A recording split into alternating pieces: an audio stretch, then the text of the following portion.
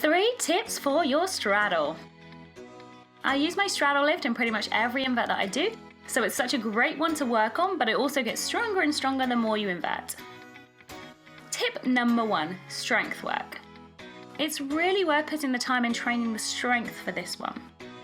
I would highly recommend doing knee tucks where you're bringing your knees to your chest, knee tucks where you're bringing your knees to your shoulders, and then I would think about bringing your knees to your shoulders and then rocking back.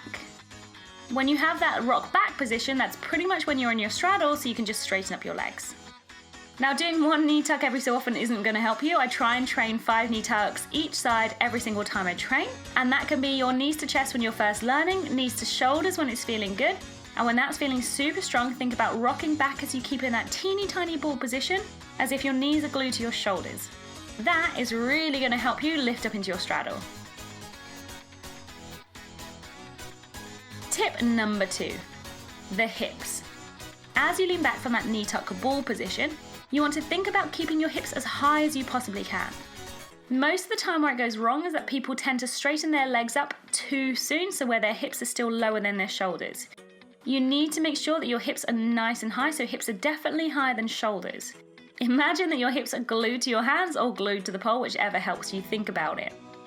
You're pulling with both arms, and you should find that you can stay in this ball position with your hips glued to the pole for as long as you like. When you find that balance, that is when you can straighten up your legs and you'll be able to hold your straddle. If you straighten up too soon, the weight of your legs straightening will bring your butt down to the ground again.